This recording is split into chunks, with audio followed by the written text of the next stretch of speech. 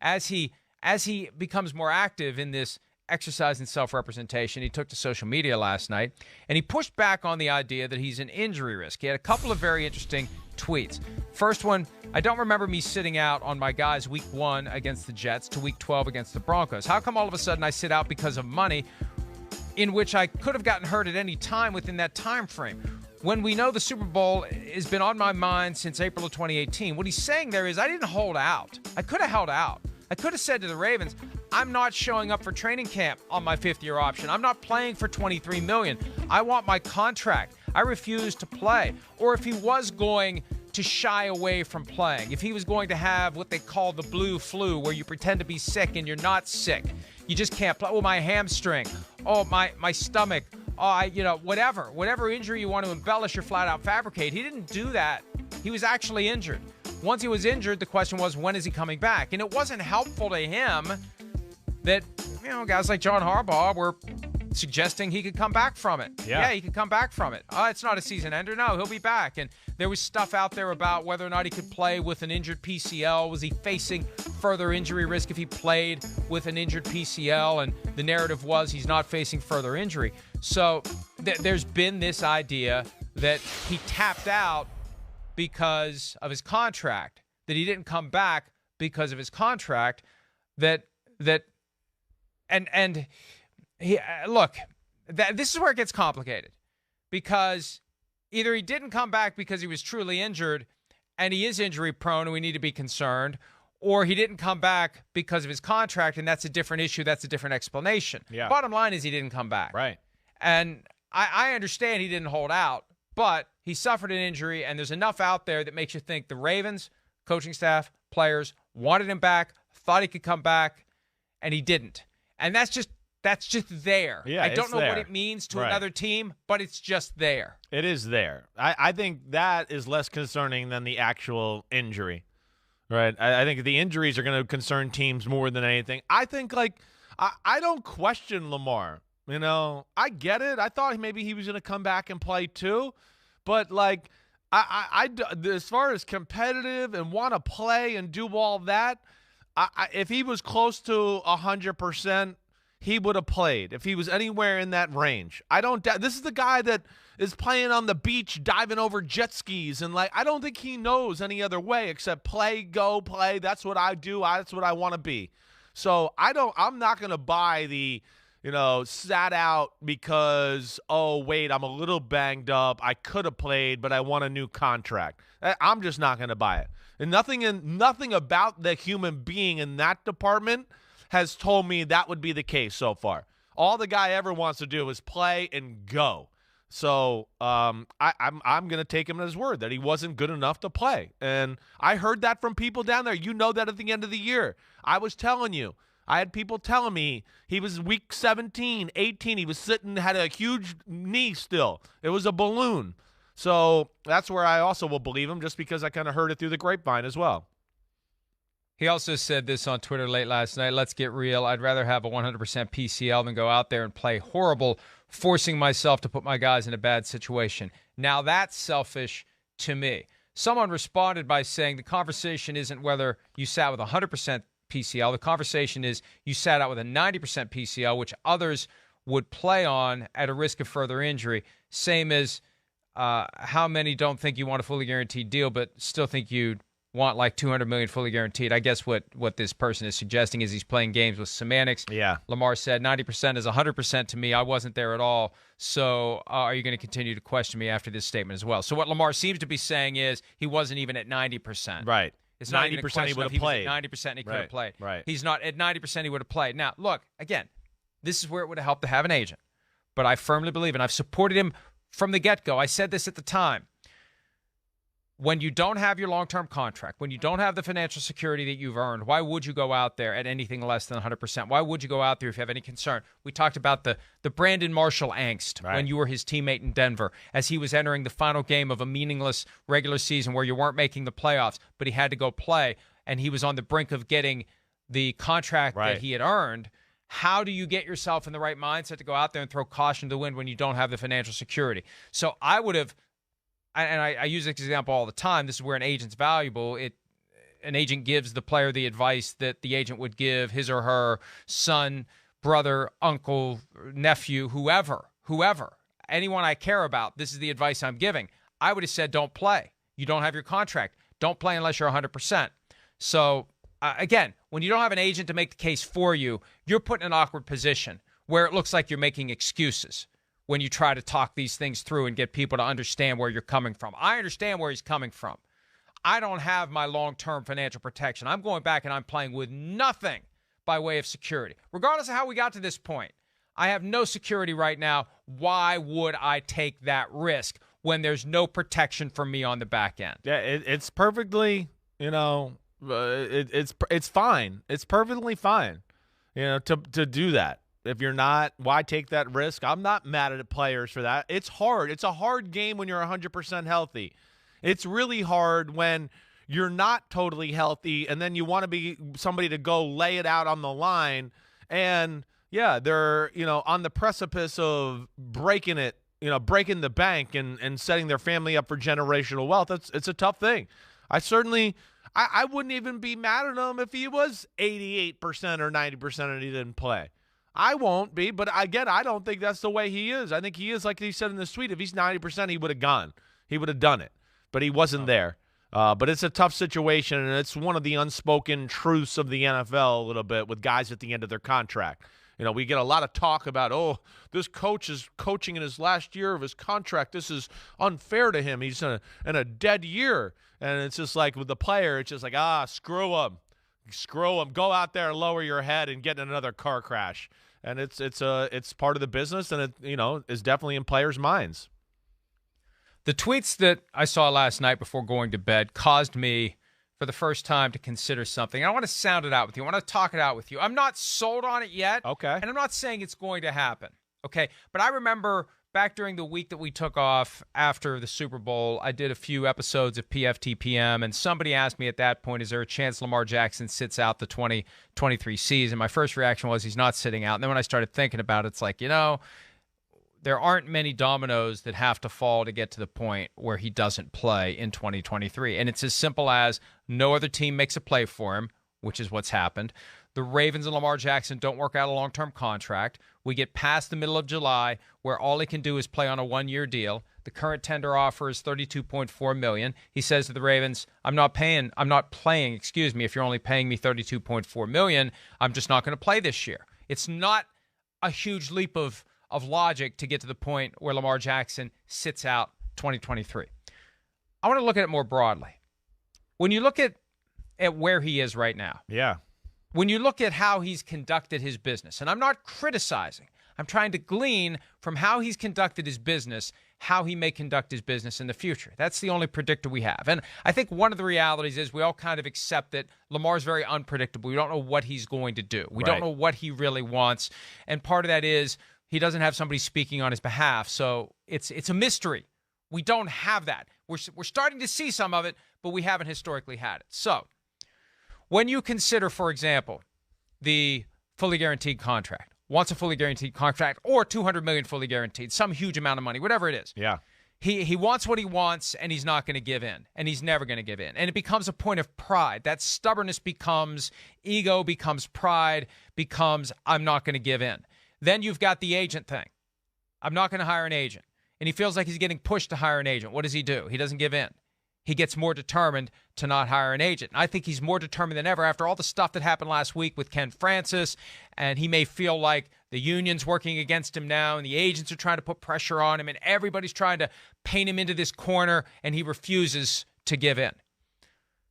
So now what do we know? What did we learn this week? We learned that he asked to be traded by the Ravens. Does that mean he doesn't want to play for the Ravens anymore?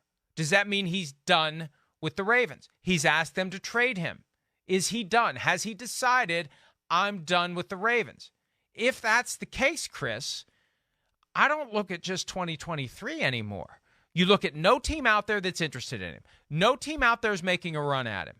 If he sits out 23, what do we do next year? What ice is going to break? Yeah. What ice is going to break between this year and next year to get him to be more reasonable in his expectations? Right. I just think that in a weird roundabout way, there's a chance, And I'm not saying it's going to happen.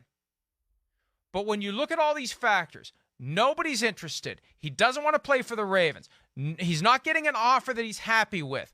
We can't find a way. The old Venn diagram with these two circles. We can't find a way to even get him in the same zip code.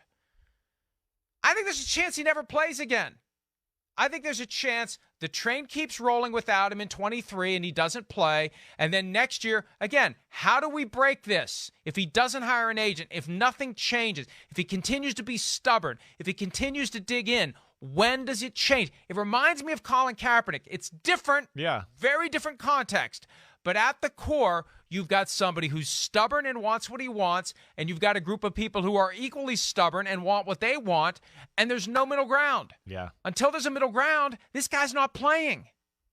I think you bring up some good points. I mean, gosh, I hope it doesn't get to that point, but like the way you lay it out and what we've seen, yeah, I hear what you're saying there. Could you see it going down that road of like, oh man, maybe he's not playing in 2023? I'm not gonna lie, I don't think you're crazy in saying that. I think there's a lot of people that think that. I don't think that does him any good. It's only gonna hurt his value. Now it's gonna be, wait, you missed 10 games the last 2 years, you didn't play last year, right. You're not getting younger or faster. So why would you do that? It's only going to hurt him. Who's going to tell him that? I know. Who's telling him that? That's a great question, Mike. Because if we say it, we're haters. Yeah. Right? I roll emoji. If we say it, the clip gets posted with a LeBron gif or something else, that we're just haters. We don't care about him. We're just haters by saying you're going to hurt your value if you sit out. And it's only going to be harder to get what you want next year. And you're going to be more determined to wait for what you're owed. And then you don't play in 2024. And then it's even harder in 2025. Look, I don't think this is a crazy concept given where we are, that this guy never plays again. Barring a dramatic change in his attitude or the team's attitudes, I think it's something we at least have to take seriously as a possibility. Not a probability. I hear you. Not a likelihood. I hear you. But it's on the radar screen now. Well, yeah. Or he's going to have to lower his expectations at some point, or the number. But he never has. I know. Mike, hasn't. You're right. There's nothing to say that he'll do that. It's really incredible.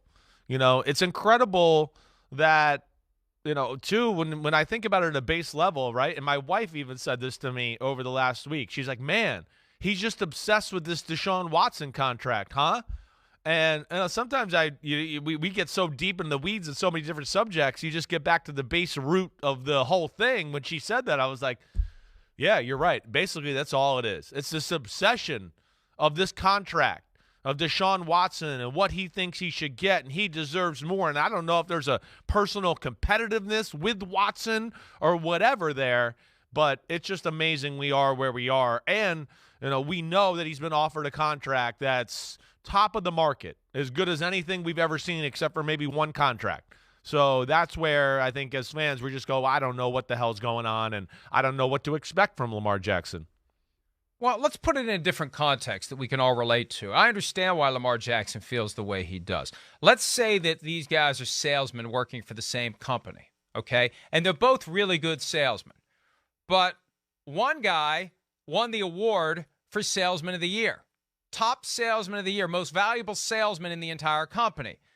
The other guy's got 25 lawsuits alleging that he engaged in sexual misconduct when he was at the massage parlor from time to time to time to time to time to time to time to time to time. And he gets the richest contract that the company has ever handed out to anyone, any place, any time. And the guy who was named Salesman of the Year just wants to be treated the same, not better. Just treat me the same as the guy who's never been Salesman of the Year and has been sued 25 times for allegedly engaging in sexual misconduct. And I know that doesn't matter to his playing ability, but we're talking about a very public business where things like that you would think would be a factor for a team like the Browns. I can understand why Lamar Jackson is tormented by that. Yeah, I sure as hell would be. I get it. I'm that when you explain it like that, yeah. But also, I think you got to get in a little deeper in there and go, okay, now this same guy is in a part of that same business where they messed it up and they realize they're desperate and they can't run the business without him. So he got lucky in that department, right? And yeah, we think Lamar's really good and awesome and all that, but the other guy over here too has actually won more playoff games than Lamar, and we think there's a more sustainable future for the way he plays. He's going to give us business for a longer period of time. It's a safer bet. So there's that aspect too. And I'm just trying to be fair in the conversation. I totally hear what you're saying. You're right. There should be frustration on Lamar. It's just a lot of stew, again, that's gone into this whole freaking mess here. And I understand why Deshaun Watson got the deal he got. We've talked about it before. Yeah. The planets lined up perfectly for him. He had agents who were actively working the channels. He came out a year in advance and said, I'm done with the Texans. They put together the competition with the 4 teams, the Saints, the Panthers, the Falcons, the Browns. They kicked the Browns to the curb at the perfect time after they pissed off Baker Mayfield and the Browns got desperate. Look, if Lamar Jackson had been available then, the Browns would have given him 5 years, $230 million fully guaranteed. They would have done it for him. They were desperate at that point to get a difference-making quarterback. That's exactly Deshaun right. Watson was in the right place at the right time. Right. And if Lamar Jackson had been in that place at that time, he's the one who would have gotten it from the Browns. You need to almost write an article on that. I think that would hit home with a lot of people. I really do. I think it would be one where, again, the people that don't watch the show and then just click on, profootballtalk.com, and that would be an article, I think, that if you laid that out that way and just reverse it, you'd go, here, wait, the Lamar would have got paid if that situation was that way. Again, to use your company thing too here, where I hear collusion, it's like, okay, one guy's making this. I get this. You're shopping yourself around to all these companies going, wait, I want the greatest contract ever, right? I want to go to ESPN. I want to go to ABC. I want to go to CBS. I want to go to NBC. I'm asking for the greatest contract ever as a TV analyst that does a morning talk show. Then they don't want to give me what I want, Mike. They don't see my value. Damn, it's collusion. They're colluding against me, Mike. All I'm asking for is the greatest contract in TV history for this job. Damn, it's collusion. That's where I push back against this narrative collusion out there. That's where I don't like that. That's my only problem with the whole thing there. Right. But we can't forget what happened last year after the Browns gave Deshaun Watson a 5-year, $230 million fully guaranteed contract. And you have a parade of people, including Arthur Blank, who now doesn't want Lamar Jackson, and Steve Bisciotti, the owner of the Ravens, who doesn't want to pay Lamar Jackson the fully guaranteed contract, chastising the Browns. And Peter King and I were talking about this on Friday. The Browns insisted they didn't get the cold shoulder at the league meetings last year. Peter says, oh, yes, they did get the cold shoulder. So the seeds of the collusion were planted last year, and it became one of the factors. It's not all the factors, but it is one of the factors because they have a business model they want to respect. That person who's out there looking for that greatest contract of all time wants a structure that they've collectively decided they don't want to provide. It's part of it. It's not all of it. There's a lot more to it. It's a very complicated situation. And again, why do you guys keep talking about it? Because it's a pretty important story. It's unprecedented, and there are constant developments. We wouldn't have even talked about Lamar Jackson today if he doesn't start posting the tweets last night around midnight. Right. Now we may have mentioned the Arthur Blank stuff, but just look, he is dug in. They are dug in. There is no middle ground. Somebody is going to have a Saul on the road to Damascus epiphany here, where they completely and dramatically change their viewpoint, change their attitude, change their posture for Lamar Jackson to get on a field. And the next relevant battle line will be when July 17 comes and goes and the Ravens say, hey, here's your contract, 1 year, 32-4. Training camp starts next Tuesday. See you there? And he says, no, I'm not playing for 32-4.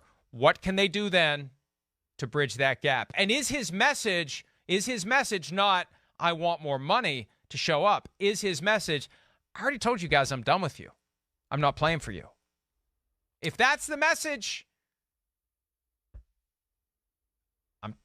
I don't know where he goes. We may never see him on a football field again. Yeah, that's the problem. We may never see him on a football field again. That's where it goes. I don't know, but yeah, I hear what you're saying there, and hopefully it doesn't come to that, and hopefully at some point they can bridge the gap, and Lamar can show the ability to adjust or not be as stubborn as you've talked about. Hi, I'm Mike Tirico, and thanks for watching. Make sure to hit subscribe for the latest news and highlights from NBC Sports.